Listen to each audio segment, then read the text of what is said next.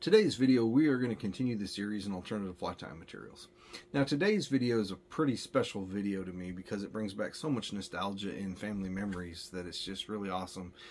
The way, like, memories with my grandfather clicked into fly tying many years later. So when I was a little kid, my grandfather lived in North Dakota, right on the Canadian border.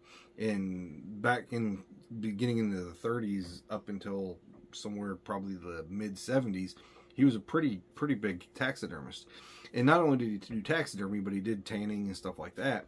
And I remember him telling me about badgers. I love badgers and wolverines. And if you look back on my camera back there, you can see two of my favorite memories from my grandfather hanging up there. One's a kangaroo and one is a badger that somehow Grandpa did.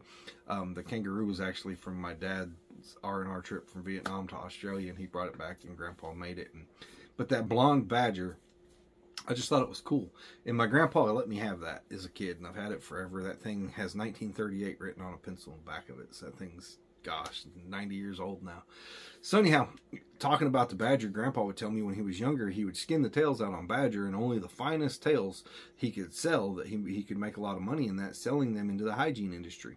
And I was like, well, that's just kind of crazy, whatever, you know. He's like, well, they made brushes out of it. It's like, you know, what are you talking about? So many years later, I get into fly tying, and a lot of the patterns called for badger tail. Now, badger tail has been replaced by a lot of different materials over time, but it's still, as far as I'm concerned, the best material there is to make tails for your dry flies, and even perdigons. Like, I use badger fur as a perdigon tailing material, and I remember trying to find some, and you'd get it, and it was kind of just, you know, rough, and I never found what I liked. Every once in a while you get a pack that was kind of good, but all in all it kind of sucked. So I remembered Grandpa, and he's like, man, they used it to make brushes. So of course I'm on a Google rabbit hole trip, and I'm looking and I'm trying to figure out what to find, and it was shaving brushes.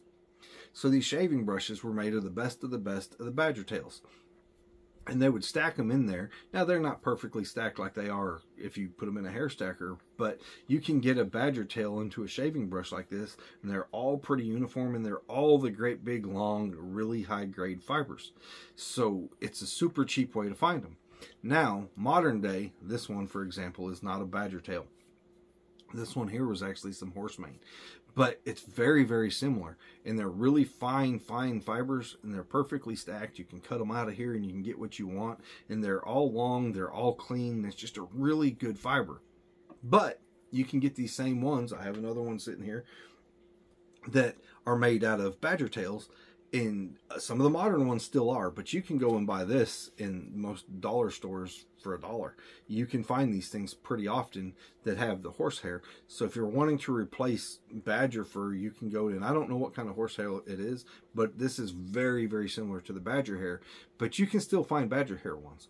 And if you can't find them new, if you go to secondhand stores, to antique shops, stuff like that, you'll find these shaving brushes like this that are pewter handled, and all of the fibers in those old pewter handled ones, they're all badger hair. And it's really high quality. They're the big, long, fluffy, just grade A fibers. So if you're looking for good tailing material for dry flies, you know, I've heard of guys taking fibers off of paintbrushes and stuff like that. They're not the quality. If you want really good fibers, these shaving brushes are, as far as I'm concerned, one of the best that there are. So you can find these that are made out of horsehair, or you can get the traditional ones that were badger hair, and they're just going to be a better grade of fiber. So hope this tip helps if you guys are looking for any kind of tailing material, or badger fur replacement. So if you guys haven't, please check out our website. It's I'veGotBugs.com. It's got my link to my Amazon author page. We've got merchandise and stickers that we're adding pretty much every day. It's got books. It's got books that I'll autograph for you right on my website. If not, it's got a link to my Amazon author page where you can buy them right off of Amazon from different printing dealers and stuff like that. So we're trying to get this thing growing, and it really has, and we really appreciate all you guys for that. So hope this helps, and we will see you in the next video.